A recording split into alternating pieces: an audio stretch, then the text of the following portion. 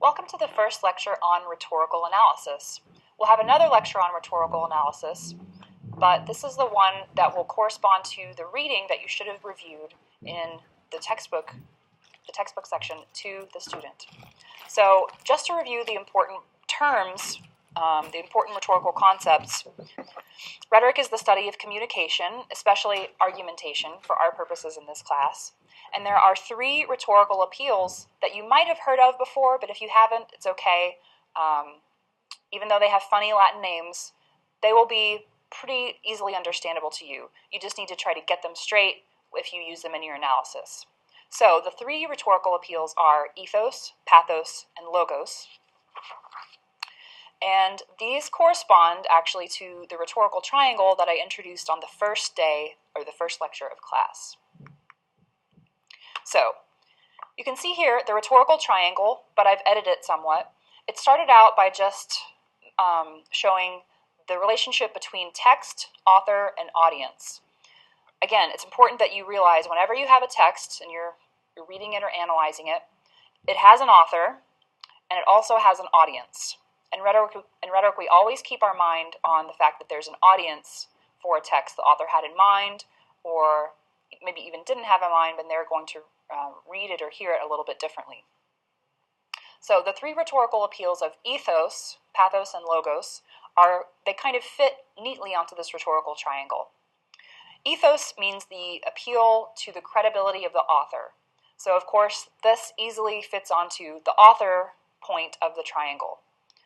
This is how the author of the text tries to enhance their credibility by writing in a certain way, by citing certain research, by an academic text really trying to appear reasonable. Pathos is the appeal to emotion. It sounds kind of like words for pathetic or empathy or sympathy, words like relating to emotion and caring. So pathos, the appeal to pathos is when the author tries to appeal to the emotions of the reader, which could be through fear or pride or anger. Of course, we don't see this a whole lot in academic texts because the author tries to appear reasonable. But the pathos appeal fits pretty neatly onto the audience point of the triangle because those emotions are really being hopefully stirred up in the audience. Oh wait, they're probably selling it. The third appeal is logos, the appeal to logic, and we can fit that onto the text point of the rhetorical triangle. This is about the way that the text is structured, the logical argument of the text, what is included in the text, so it's very focused on the actual article. Within the text point of the rhetorical triangle, it leads naturally into some other of the rhetorical terms that are further along in your textbook. So we've talked about the aspects of the rhetorical situation, the author, audience, and text. And so the textbook says the text part of the rhetorical situation gives you the other important elements, which are purpose, structure, and research. Now, purpose is pretty obvious. It can include the thesis or the hypothesis of the text. It's the reason that the author has created and written the text. And so you need to try to figure that out whenever you're looking at something, whether it's a verbal or a visual text, which we'll look at in just a minute. The structure refers to the way that the piece is put together. So how is it arranged? How is it formatted? What comes first, second, third, last? This functions pretty differently between a visual text and a verbal text because obviously a verbal has a beginning and an end. A visual text has more foreground and background, or reading it from top to bottom or left to right or whatever it may be. The research is the evidence that's used to support the author's argument. And you're probably familiar with how this looks in an academic verbal text. It will often have parentheses and citations. It will be citing studies. It might refer to things that people have said. And then there'll be a list of citations at the end of that article. But you can also find these kinds of details to support, the visual details to support an argument in a visual text, which we'll look at in just a second.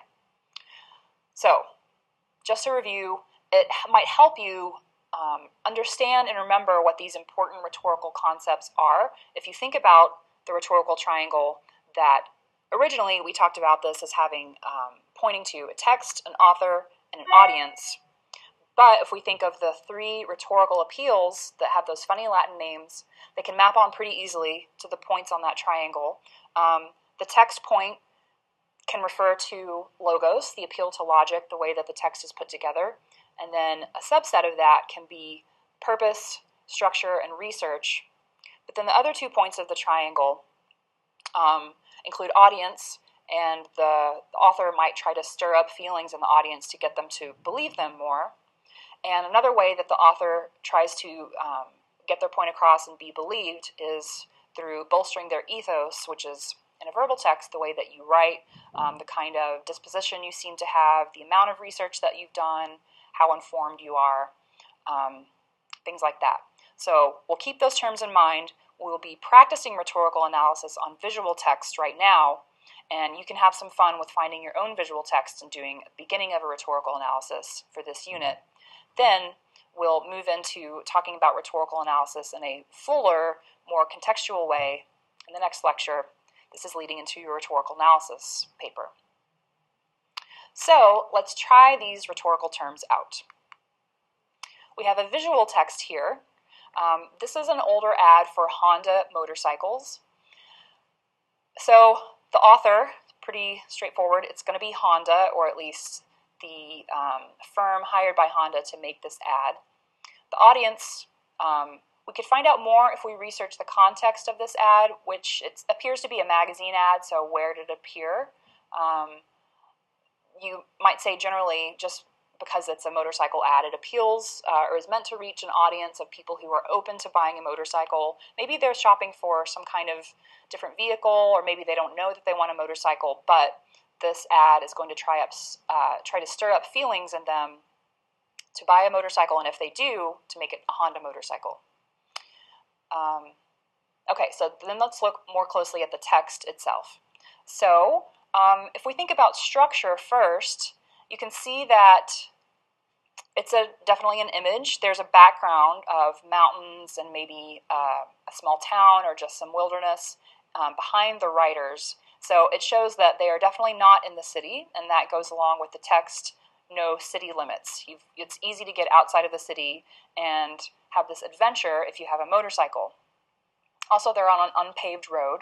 So these are all visual details that reinforce part of the author's purpose of saying, you should get out of the city, you should do it on a Honda motorcycle. So it looks like they're out of the city based on the background, and in the foreground, the part that's closest to the camera or the viewer, you have an unpaved road. Also, part of the structure is that these people are going somewhere. They are on a road, they are headed, you've kind of caught them in a snapshot. They were moving from one side of the frame to the other, and a photographer supposedly has caught them in motion as they're traveling outside the city limits.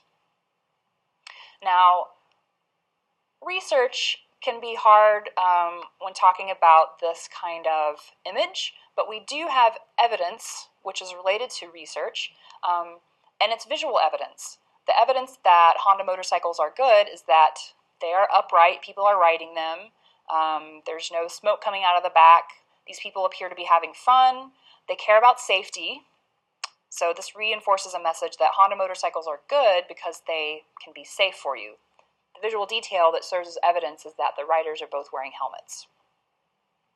So if you take all of this together, we've talked about the way the text is arranged and what the purpose is.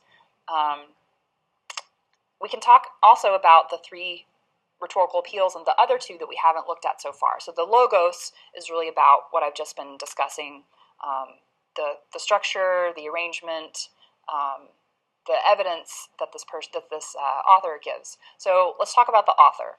I mentioned that it's probably some kind of advertising firm or PR firm, but it's on behalf of Honda.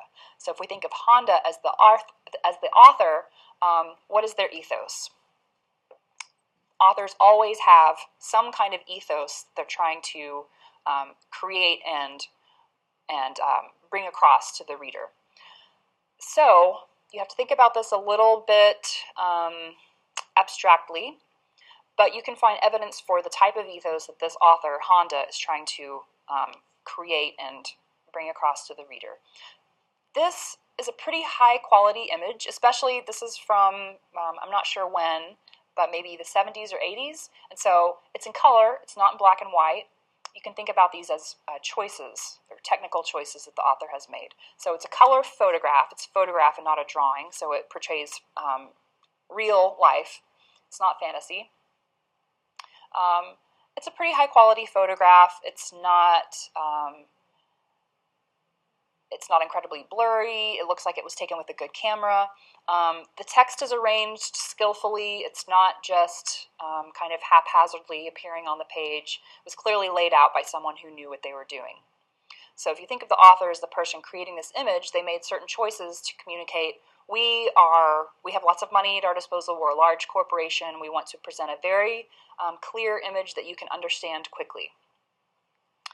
And in the audience, you'll think about the readers who have encountered this ad back at some point, maybe 70s or 80s, just judging from the quality of it. People who probably read the kind of magazine that this was published in. And let's think about the feelings or the values of that audience. And so this is the appeal to pathos that we've talked about. It's going to be someone who cares about safety, as I mentioned, because the people are wearing helmets. And the people, they don't appear to be riding recklessly, but kind of responsibly. They're keeping on the road. They're not off-roading.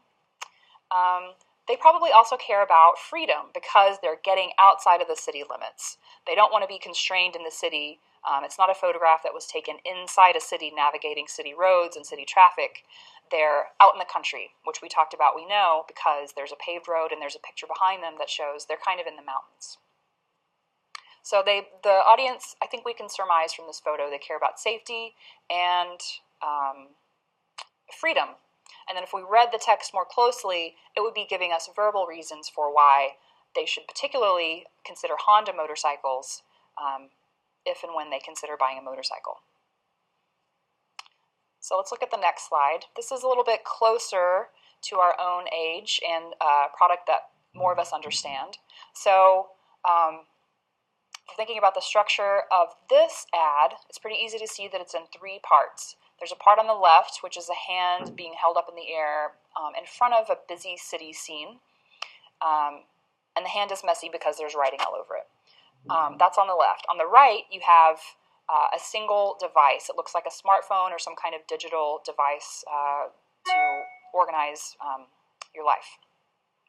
And I got that tagline from the third part, which is the part down on the bottom. It gives the name of the product, which is Palm. So that's the structure. The evidence that kind of corresponds to research, again, that the author of this ad is giving is that life can be chaos if you're just making notes on your hand. I used to do this before I had a smartphone. If I needed to remember something, I would actually write it here. This was like an impromptu notepad. And sometimes it could get very messy if I was writing several messages, crossing them out. It just didn't look very professional. So that's what this person has done. They've made messages to themselves on their hand, and that looks cluttered. Also, the city scene behind them kind of communicates that it's busy, it's kind of chaotic, and the word chaos appears at the top of that left-hand part of the ad. If you notice down at the bottom, it says, buy Palm. Like this person can't keep track of all these notes. They need something more organized and that looks better and cleaner.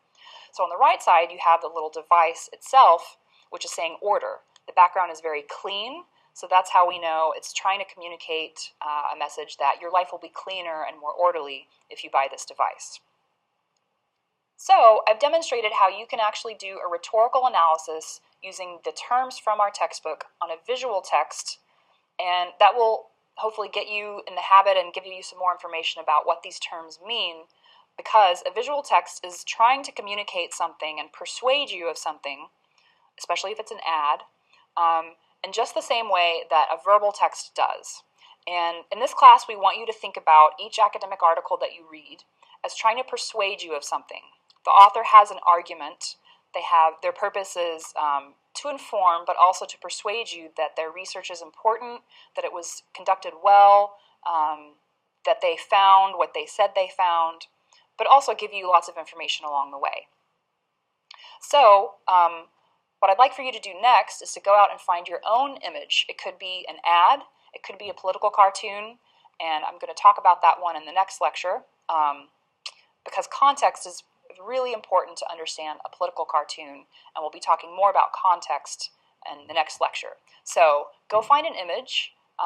Google image search is really helpful for these. You can just type in advertisement and it gives you some sections, like Nike has a lot that you could use, technology ads. It can be any kind of magazine ad for something that you're familiar with, or even an ad online. It doesn't have to be a magazine ad. Those just usually have more detail. So select that, post it in the discussion board, and start making some notes. It doesn't have to be in full sentences, about ways that you would apply those terms to these visual texts.